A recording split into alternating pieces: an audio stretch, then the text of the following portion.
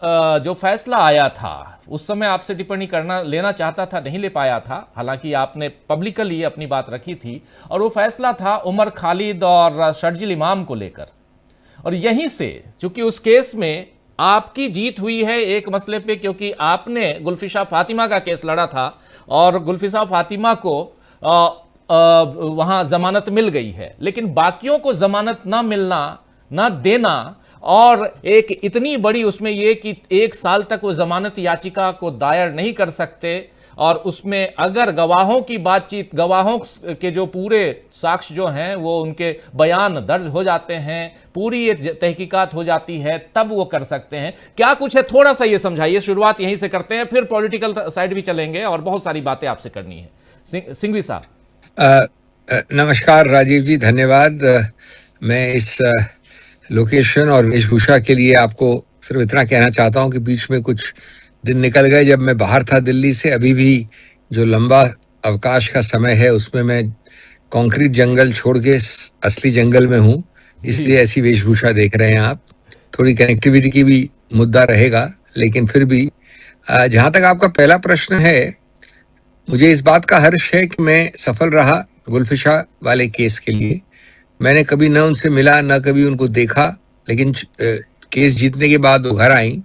एक यंग सी लड़की है, मुझे बड़ा अच्छा लगा कि वो अपनी पढ़ाई कर सकती है, अपना काम कर सकती है, ऊर्जावान है, और हर पक्ष में हम जहाँ तक उनका केस है वो जीत गए।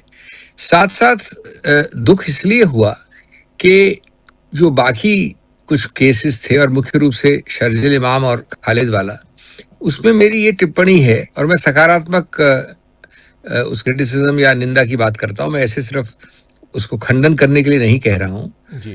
पहली बात तो ये कि अगर किसी भी मापदंड से जो कन्विक्शन के पहले का समय है कारावास का, जिसमें आप सिर्फ संदिग्ध हैं, आरोपित हैं, लेकिन आप एक्चुअली किसी रूप से कटघरे में नहीं खड़े हैं क्योंकि कोई निर्णय आया नहीं है, उस किसी भी केस में मैं कहूंगा, मैं सिर्फ इस केस की बात नहीं कर रहा हूं, एक मापदंड के रूप में 5 वर्ष बहुत ज्यादा होता है। 5 वर्ष में आपने वो जो सिद्धांत है जिसके अंतर्गत आप सिर्फ आरोपित हैं और आप कन्विक्टेड व्यक्ति नहीं हैं, उसको आप अपने सर पे खड़ा कर देते हैं अगर आप 5 वर्ष से ज्यादा बेल की मनाही करते हैं। ये पहली बात। बल्कि मैं समझता हूं 3 साल का आम एक कसौटी होनी चाहिए। इसके अपवाद हो सकते हैं। अब जैसे कसब को देखा आपने कैमरा के ऊपर, वहां ऐसी चीज है जो राष्ट्रीय सुरक्षा से सीधा एक जोड़ रखती है, कैमरा में देखा है आपने। वहां ऐसे कुछ बहुत ही कम अपवाद वाले क्षण हो सकते हैं जिसके अंतर्गत आप उनको 5 साल से ज्यादा रख सकते हैं, लेकिन उसके अलावा 5 साल की जो समय सीमा है, सिर्फ आरोपित की हैसियत से कभी भी 3 साल के बाद या 4 साल के बाद उसको रिहा कर देना चाहिए बेल पे, नंबर 1। नंबर 2, विशेष कानून जो हैं उनमें जो प्रावधान है बेल के विरुद्ध, वो करीब करीब समान है। टाडा में है, यूएपी में भी समान है, बल्कि पीएमएलए और नारकोटिक्स एक्ट में भी समान है। इन सब में अब हमारे पास उच्चतम न्यायालय के निर्णय हैं, सिर्फ कोरा जो कानून है उसका अक्षर नहीं है। उसको किस प्रकार से देखा है उच्चतम न्यायालय ने, वो भी हमारे लिखित रूप से व्यापक निर्णयों में प्राप्त है, उपलब्ध है।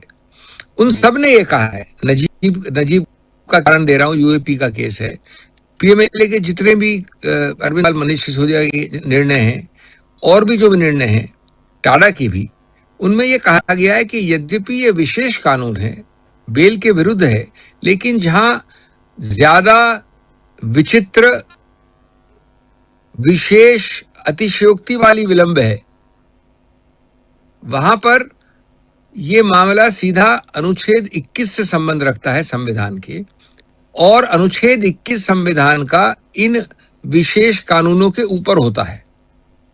इसका मतलब है अति विलंब के केसेस में 21 के कारण ये कानून दब जाते हैं और विजय 21 की होनी पड़ती है, और इस कारण से हम इस पर रिहाई का आदेश देते हैं। तो अब ये कानून था, तो इसके आधार पर इन दोनों को रखना मैं समझता हूं कानूनी रूप से गलत है। तीसरा,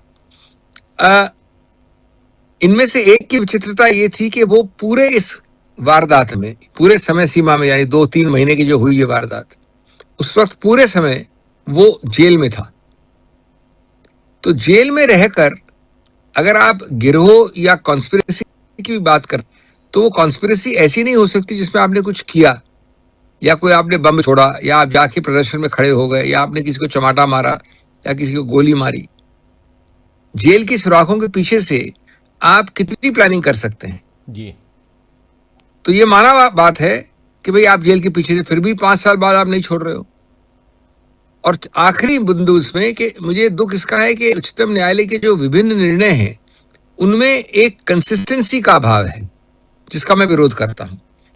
कहने को या सेमिनार में कहने का, वक्तव्यों में या कुछ निर्णयों में सिद्धांत के रूप से कहा जाता है कि बेल नॉट जेल, लेकिन ये सिर्फ कहावत रह जाए, सिर्फ एक वक्तव्य रह जाए, ये कार्यान्वित नहीं होता, क्योंकि अलग अलग विभिन्न बेंचेस द्वारा विभिन्न निर्णयों में वो कंसिस्टेंसी नहीं दिखाई जाती है। तो ये 4 बिंदु पे मैं समझता हूं कि ये दुखद प्रसंग है। जी, इसमें एक बात बताइए कि क्या, जो जैसे आप आर्टिकल 21 का जिक्र कर रहे हैं, तो क्या उसके हवाले से, आर्टिकल 21 के हवाले से इस निर्णय को चुनौती दी जा सकती है कि 1 साल तक आप अब बेल के लिए अप्लाई नहीं करेंगे, याचिका दायर नहीं कर सकते? नहीं नहीं, आज अनुच्छेद 21 की ही बहस थी इस मामले में। जी। इसके निर्णय के बाद उस निर्णय को अब आप चुनौती नहीं दे सकते 21 पे।